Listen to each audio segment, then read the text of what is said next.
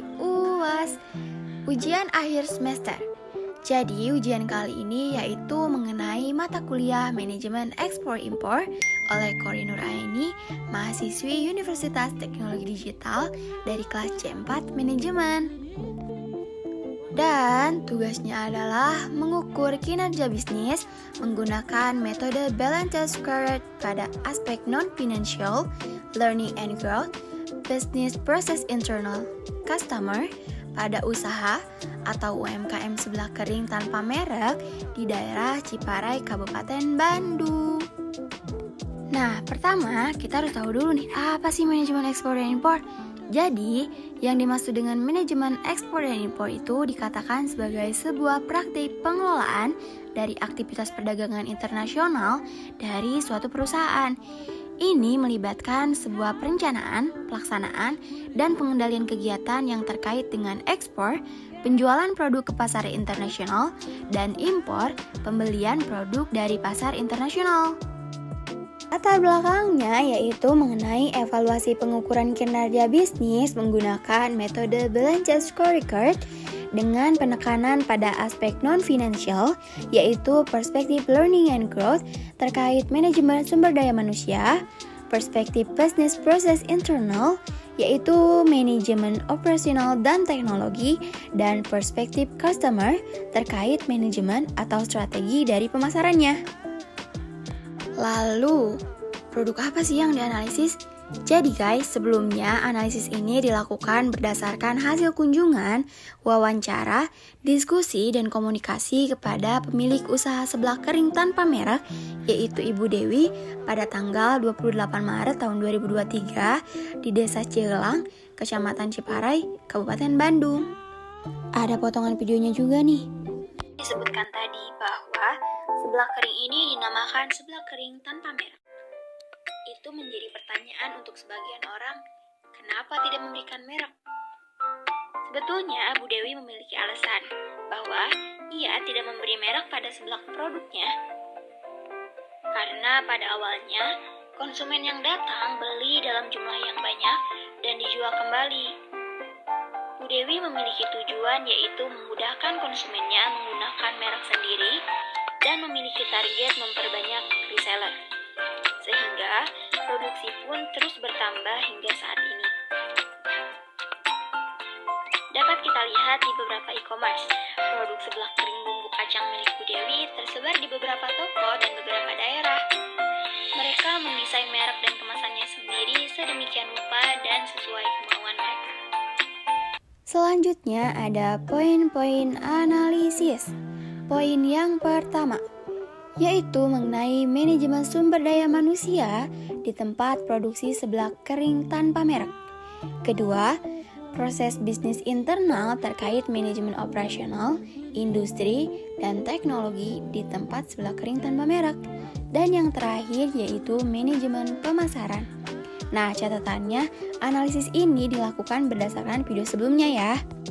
Poin yang pertama, manajemen sumber daya manusia sebelah kering tanpa merek.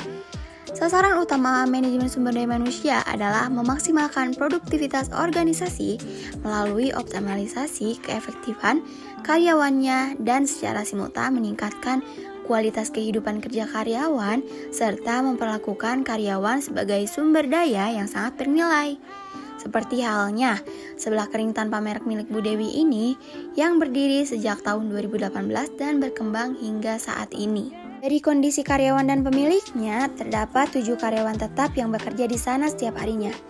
Namun, dilihat dari jam kerja, mereka memiliki jam kerja kurang bahkan bisa dikatakan tidak produktif. Karena Bu Dewi sebagai pemilik menerapkan sistem target sehingga karyawan bisa masuk sesuai kemauan mereka sendiri, namun berpengaruh juga terhadap pendapatan mereka sendiri. Namun jika semakin bertambahnya konsumen, produksi juga semakin bertambah, permintaan dari pelanggan semakin meningkat, dan Bu Dewi masih mempertahankan sistemnya, ada kemungkinan besar nih, proses produksi dan packingnya akan menjadi berantakan. Nah, dari permasalahan ini diperlukan perbaikan jam kerja yang harus dijadikan aturan tetap awal Bu Dewi untuk karyawannya. Yang harus dilakukan pertama adalah Bu Dewi menetapkan jam berapa karyawannya harus masuk dan jam berapa karyawannya harus keluar. Bu Dewi cerita, jadi sebelumnya ia memberikan toleransi kepada salah satu karyawannya yang masih sekolah dan bisa bekerja ketika pulang sekolah. Namun ternyata toleransinya kepada salah satu karyawan itu mengganggu kinerja karyawan lain, sehingga harus dilakukan perubahan sistematik jam kerja yang harus dilakukan oleh Bu Dewi langsung, karena jika dibiarkan karyawan baru sekalipun akan melihat kebiasaan karyawan yang sebelumnya. Selanjutnya yaitu proses bisnis internal terkait manajemen operasional, industri, dan teknologi. Proses produksi seblak kering ini masih menggunakan metode manual, dari mulai penggorengan kerupuk, membuat bumbu, mengaduk bahan, dan packing masih menggunakan metode sederhana dan manual. Seiring dengan semakinnya meluas market produk seblak kering ini, biasanya permintaan pelanggan semakin meningkat dan memiliki kemungkinan karyawan kewalahan memenuhi permintaan pelanggan yang akan semakin besar. Dan ketika permintaan meningkat, maka ketersediaan produk pun akan meningkat. Peningkatan kapasitas produksi tidak serta-merta harus meningkatkan jumlah sumber daya manusia atau nambah karyawan gitu ya. Jumlah sumber daya manusia yang banyak pun belum tentu dapat menunjang pemenuhan pelanggan. Salah satu faktor yang menunjang produksi adalah dengan mengadopsi peralatan atau mesin. Salah satu contohnya menggunakan mesin pengaduk. Jadi perusahaan Bu Dewi harus memutar otak agar bisa selalu survive di tengah persaingan yang semakin kompetitif. Harus berusaha untuk meningkatkan efisiensi dan meningkatkan produktivitas kerjanya. Untuk meningkatkan produktivitas kerjanya harus ditunjang juga dengan peralatan yang memadai. Jika ingin meningkatkan kapasitas produksi, maka tidak relevan lagi menggunakan sistem konvensional. Harus mengadopsi peralatan yang relevan dengan kebutuhan produksi. Lalu, meningkatkan efisiensi tentu akan menambah daya saing untuk produk seblak kering ini. Jika pelaku usaha tidak mengalokasikan sumber daya dengan benar, maka yang terjadi adalah pemborosan. Ketika biaya produksi seblak kering ini naik, maka harga jual pun akan menyesuaikan. Sudah sewajarnya biaya produksi ditekan semaksimal mungkin, namun tetap menghasilkan kualitas produk yang bagus. Untuk itu, menggunakan mesin pengaduk ini dapat meningkatkan kapasitas produksi dan tidak memakan waktu. Poin analisis yang terakhir adalah manajemen pemasaran seblak kering. Terkait segmentasi pasar, produksi seblak kering ini memiliki target tersendiri terhadap penjualannya. Segmentasi pasar yang efektif, sasaran yang baik haruslah relevan, terukur, dan memungkinkan perusahaan seblak kering ini mengidentifikasi kelompok konsumen potensial yang berbeda dengan karakteristik dan kebutuhan yang serupa.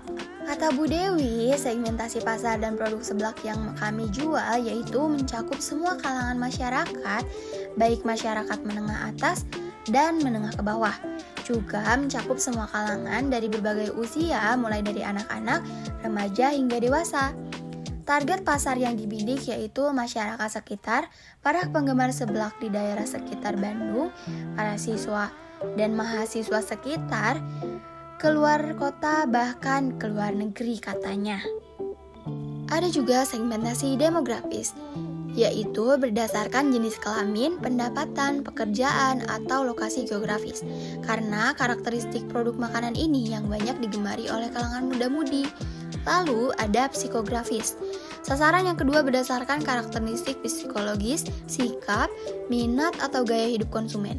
Dilihat dari gaya hidup masa kini yang sangat mengandalkan tren, termasuk jenis makanan seperti seblak kering ini berpotensi besar memiliki banyak peminat.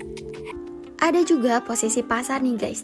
Melihat dari segi banyaknya pesaing, yaitu para penjual seblak kering lainnya, produk seblak kering milik Bu Dewi ini berusaha berinovasi dengan varian jenis kerupuk yang banyak banget dan disediakan sesuai dengan permintaan konsumen, sehingga menjadi daya tarik tersendiri bagi para konsumen dibandingkan dengan penjual seblak kering lainnya.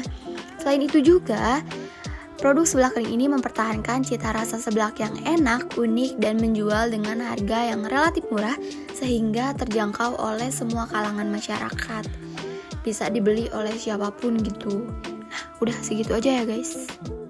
For your information guys, kalau sebelah kering di Bu Dewi ini tuh banyak banget guys variatif. Ini ada beberapa contohnya, ada kerupuk, basreng, campur, makaroni, bunga, kerupuk mie, dan lain-lain dengan rasa original dan pedas. Kalian bisa PO ke aku guys, itu nomornya. Jangan lupa PO. Bye-bye.